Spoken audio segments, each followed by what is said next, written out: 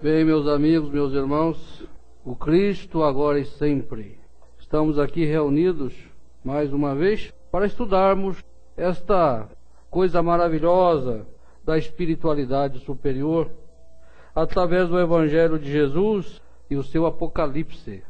Vamos então nos preparar para darmos início à reunião de hoje através da prece, invocando para perto de nós os nossos anjos guardiães, os irmãos espirituais, o Espírito Santo, que nos inspira para que possamos crescer um pouco mais enquanto pessoas, nos fortalecer enquanto individualidade, para superar as adversidades que a vida nos prepara dia a dia. Jesus diz no seu Evangelho: para cada dia basta o seu mal. E muitas vezes nós ainda acrescentamos um pouco mais. Então nós temos que aprender a dissipar o mal de nossas vidas e viver essa harmonia crística que é possível a partir do exercício desta convivência, desta aliança com Deus. Nós vamos ao Evangelho de Jesus, segundo São Mateus, capítulo 3, versículos 1 em diante. Naqueles dias apareceu João Batista, pregando no deserto da Judeia. Dizia ele: fazei penitência, porque está próximo o reino dos céus. Este é aquele de quem falou o profeta Isaías, quando disse: uma voz clama no deserto, preparai o caminho do Senhor, endireitai as suas veredas. João usava uma vestimenta de pelos de camelo e um cinto de couro em volta dos rins. Alimentava-se de gafanhotos e mel silvestre. Pessoas de Jerusalém, de toda a Judéia e de toda a circunvizinhança do Jordão vinham a ele, confessavam seus pecados e eram batizados por ele nas águas do Jordão.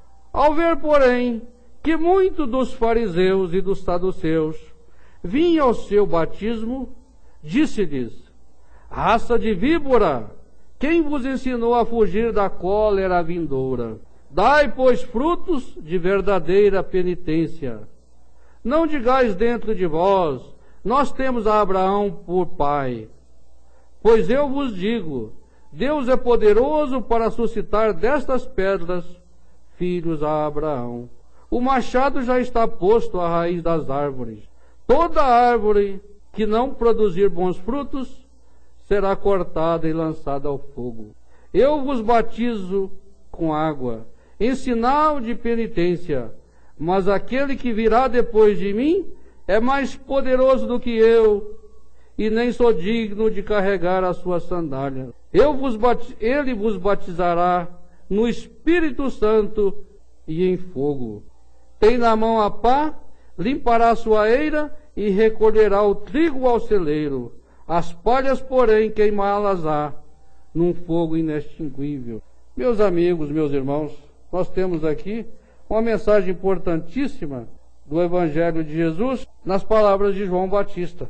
Primeiro ele chama a atenção dos fariseus, porque os fariseus também começavam com as suas falsidades e a hipocrisia daquele povo, que se dizia melhor que todos os outros povos na época.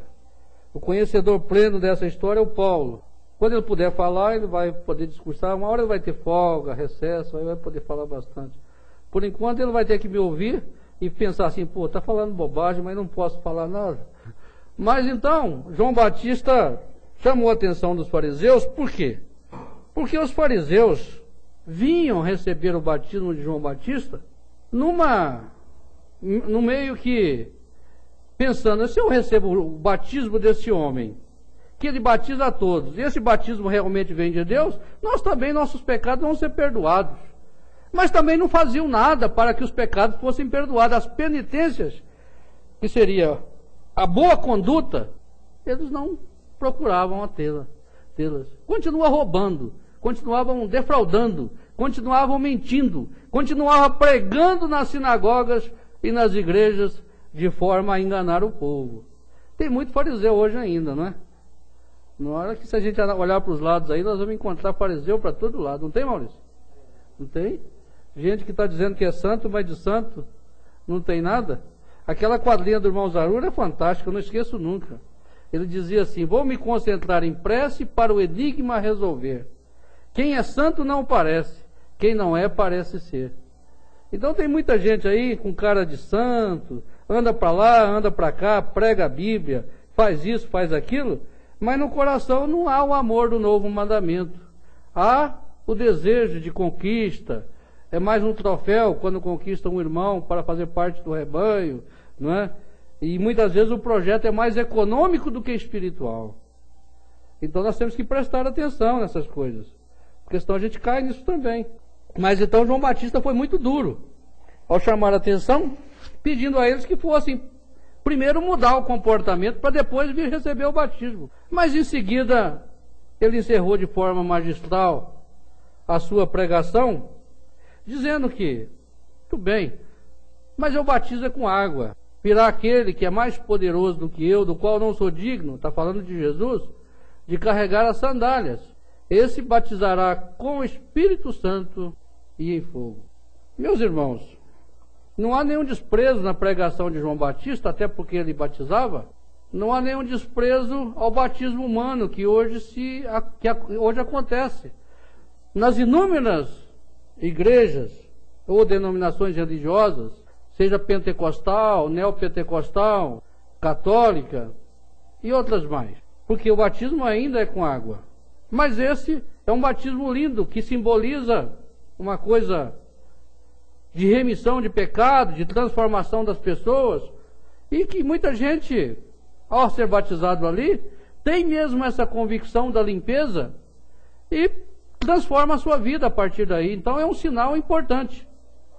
Mas ainda não é o suficiente, porque não é o batismo do Cristo. Esse é o batismo humano. Importante sim, mas não é o suficiente.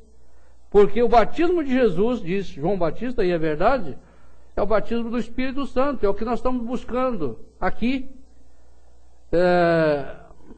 através desses estudos, e na vida diária, como se fala o batismo de fogo, da nossa refrega, da nossa renúncia, do nosso esforço para aproximar um pouco mais de Deus.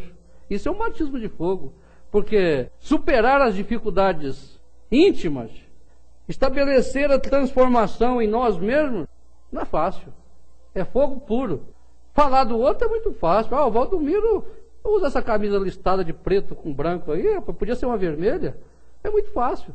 Agora, quero ver, é você olhar para dentro de si, fazer a análise e, a partir daí, começar a perguntar: aonde é que eu preciso melhorar? Onde é que eu preciso acertar mais para agir em conformidade com a palavra do Evangelho? Porque tem muito disso também. Muito pregador prega para vocês, né? Quer dizer, na verdade, o pregador tem que pregar primeiro para ele. Porque senão ele não vai ter moral efetiva para poder transformar isso numa vibração poderosa para alcançar os demais corações. Porque tem muito discurso bonito. A gente escuta isso diariamente. Discursos lindos, de pregações fantásticas. Mas se você for analisar a vida do sujeito, não está muito de acordo com aquela pregação. Então aquela pregação é farisaica, não é uma pregação divina. E nós não podemos admitir isso em nós. Se nós queremos efetivamente fazer essa aliança com Deus, com Jesus, com o Espírito Santo, tem que começar pela sinceridade, pela transparência. Isso é um exercício que, se a gente não consegue em 2 dias, pode conseguir em 3, em 4, em 5, em 1 ano, em 5 anos, desde que estejamos sempre exercitando a nossa melhora.